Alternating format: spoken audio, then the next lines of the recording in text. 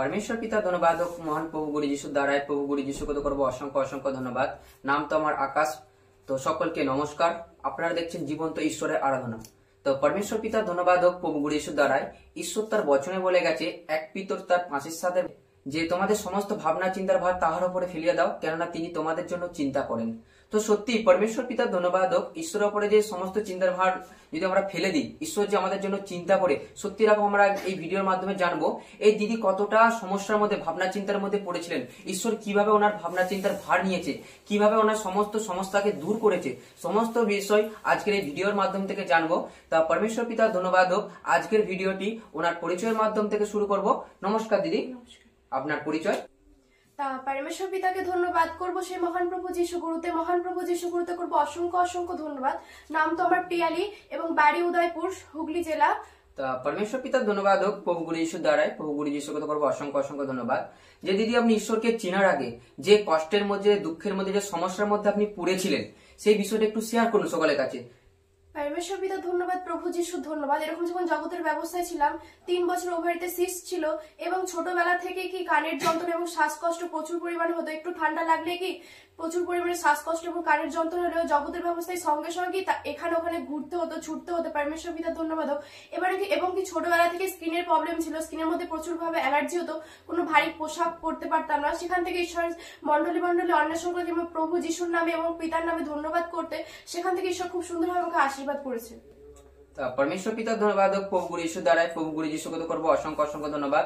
যে সত্যি ঈশ্বর তার বচনে কতটা সত্যি লিখে গেছে, যে সত্যি সমস্ত চিন্তা ভাবনা ভার যদি ঈশ্বরের উপরে ফেলে দিই, ঈশ্বর যে আমাদের জন্য চিন্তা ভাবনা ভার নিয়ে আমাদের সমস্ত কিছুকে দূর করে।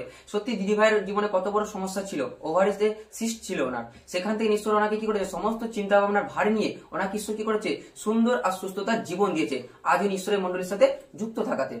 সত্যি যে সমস্ত চিন্তা ভাবনা ভার দেওয়াতে দিদি, যে আজ ঈশ্বরের মন্ডলী অন্বেষণ করাতে, ঈশ্বরকে চেনাতে জানাতে, তো দিদি খুব সুন্দর আর সুস্থ আছে এবং ঈশ্বর সমস্ত ভাবনা চিন্তার ভার ওনার নিয়েছে। তো দিদি এখনো যে সমস্ত ভাই বোনেরা অন্ধকারে দুঃখ কষ্টের মধ্যে পড়ে আছে, তাদেরকে আপনি ঈশ্বরের কিছু বার্তা দিতে চান? परमेश्वर पिता धन्यवाद, प्रभु যীশু धन्यवाद। আমার সকল ভাই বোনকে একটাই কথা বলবো, যে আমি যেমন জগতের ব্যবস্থায় একটা সমস্যা নিয়ে পরিত্রাণ পাইনি, প্রভু যীশুর নাম আসতে যেমন পরিত্রাণ পেয়েছি, সকলকেই বলবো যে দুটো নামে ধন্যবাদ দাও, परमेश्वर पिता এবং প্রভু যীশুর নামে ধন্যবাদ দাও, তোমরাও সুস্থতা পাও, পরিত্রাণ পাও। परमेश्वर पिता धन्यवाद, प्रभु যীশু ধন্যবাদ।